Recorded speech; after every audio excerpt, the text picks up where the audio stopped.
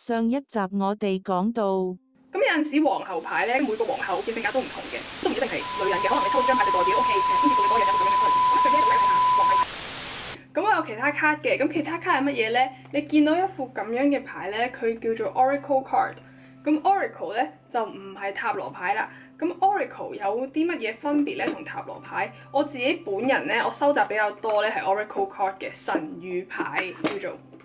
咁點解我中意收集神諭牌咧？咁就係因為咧塔羅牌，好似頭先我所講啦，你出邊可以買到各式各樣嘅款嘅，但係佢好多時候都係 base on 傳統塔羅嘅嗰啲名去即係佢啲畫又唔同。咁當然佢啲畫唔同，有陣時你得出嚟嘅 message 係會有少少唔同嘅。咁但係我自己就中意神諭牌多啲，因為我覺得佢其實每一副神諭牌咧，佢入邊嘅字咧其實都係唔同嘅。咁當然你喺唔同嘅神諭牌入邊，你可以見到大同小異嘅字出現啦。咁但係佢基本上每一副神諭牌入邊有嘅卡嘅數量咧都係唔同嘅，有啲可能得36張，有啲可能72張，有啲可能48張咁樣啦。咁好似我呢一副咁樣啦，我呢副咧就大好多啦。咁所以咧洗牌嘅時候咧，其實係難洗好多嘅。我嗰陣時買呢一副咧，呢副牌跟咗我好耐㗎啦。呢副塔羅牌喺我中4嘅時候買，嗰陣時我都揀要唔要買大啲嘅，因為其實咧同樣嘅圖案咧，你係可以喺上網度揾到好多唔同嘅 size 去買嘅。咁但係我自己隻手其實本身咧又唔算係特別大，所以洗牌咧細啲牌咧對我嚟講易洗啲啦。咁但係去到後尾，其實我買埋啲牌咧，有陣時你唔知道佢幾大，咁佢嚟咗先知道佢超級大，咁都冇辦法啦。呢一副咧係我好中意嘅神諭牌嚟嘅。咁嚟講下啦，神諭牌咧上邊咧都會有數目字，都要睇你唔同嘅牌啦。有啲係可能會冇數目字嘅，但係大部分我依家有嘅神諭牌其實佢上邊好似都有數目字。咁有數目字有陣時你就會易啲去幫人占卜咯，即係佢可能你會多一層意思咁樣啦。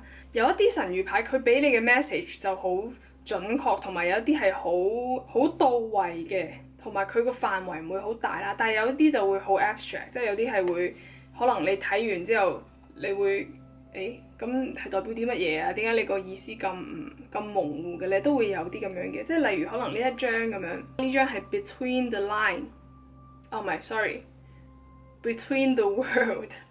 咁呢一張咧，有陣時咧我攞呢張咧，我真係唔係好明佢講乜嘢啦。你抽牌咧，你有啲時候可能會抽得3張，但係有陣時你可能你抽好多張嘅時候咧，你就好似一幅圖畫咁樣去睇㗎啦。咁就唔會係純粹要解一張牌咁簡單。有陣時可能你會 OK，我抽到呢張，我又抽到另外一張，就會兩張合埋一齊去解啦。所以有陣時咧解牌咧唔係淨係話要 rely on 佢本 book， 即係佢本小冊子啦。基本上買親每一副牌入邊咧都會有一本呢啲咁樣嘅書啦，其實都厚厚地嘅。咁樣就係講呢啲牌入邊有啲咩意思咁樣嘅啫。有陣時可能你解唔明，或者你唔係好明，或者你完全你新嘅副牌你唔熟副牌嘅話咧，咁你就可能睇一睇呢本嘢去解啦。咁當然啦，呢一副牌咧其實我買咗都有一段時間，但係我都唔係張張都熟㗎，因為有陣時咧有啲牌咧係你可能你用呢副牌，你用一段時間用咗10次，佢可能會跌8次出嚟。但係有陣時可能有啲牌係1次都冇跌過嘅，所以有陣時我抽到啲牌，我係點解有呢張牌咁樣？點解我冇見過咁樣？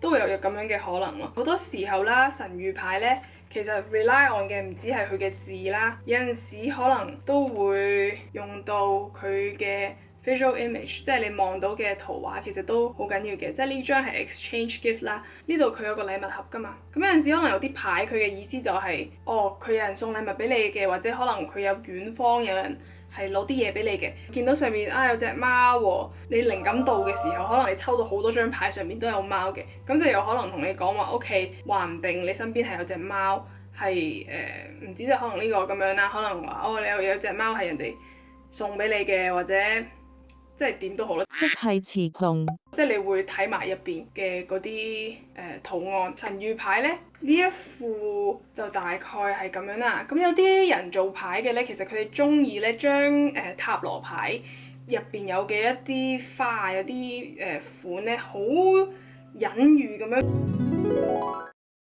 擺咗落去個神諭牌度嘅。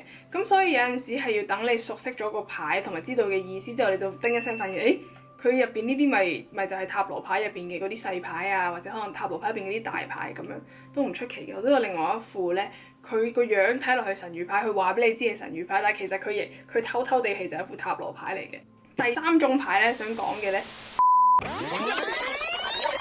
偷偷地其實係一副塔羅牌嚟嘅。偷偷地其實我又剪多咗一集。好啦，咁今日講完咁多關於神諭牌嘅嘢咧，就差唔多到呢度結束啦。咁如果大家有咩問題嘅話咧，記住喺下邊留言問我啦。咁我之後可能會拍翻啲片咧做補充嘅。咁如果有啲乜嘢關於其他占卜嘅甚至可能占星學嘅嘢咧，都略懂一二嘅，都可以問翻我嘅。咁就係咁樣啦，我哋下條片再見，拜拜。